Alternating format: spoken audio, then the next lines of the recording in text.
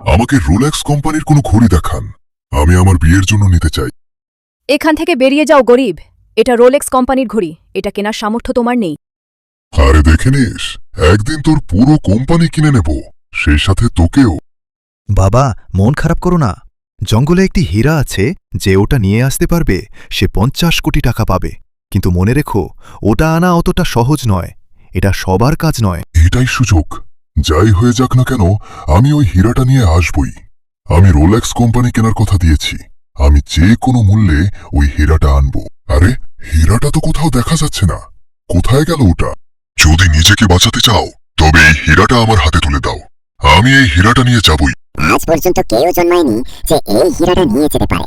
পারলে আমাকে নিয়ে দেখিয়ে দাও। আচ্ছা, দেখতে চাও? তাহলে দেখো। আমার কাজ হয়ে গেছে। এবার গিয়ে এই হীরাটা বিক্রি করব, তারপর অনেক বড় লোক হয়ে যাব। এখন এই হীরাটা আমার কাছে আছে, এটা বিক্রি করে আমি সবকিছু বদলে দেব।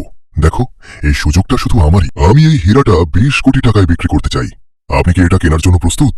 আপনার জন্য এটাই একমাত্র সুযোগ। হ্যাঁ, আমি অবশ্যই কেনার জন্য প্রস্তুত। এই নিন আপনার 2000 কোটি টাকা। আপনার তো জীবনই বদলে গেল। আমার কাজ হয়ে গেছে। এবার গিয়ে ওই মেয়েদের ওদের যোগ্যতা বুঝিয়ে দেব এবং এই পুরো বিল্ডিংটাই কিনে নেব। হ্যাঁ, কার মজা ওড়াচ্ছিলে? এখন আমি এই পুরো বিল্ডিংটাই কিনে নিয়েছি। তাড়াতাড়ি এই বিল্ডিং খালি করো। এখন দাঁড়িয়ে দাঁড়িয়ে কি দেখছো? এই নাও, তোমাদের টাকা ধরো আর জলদি এখান থেকে বেরিয়ে যাও।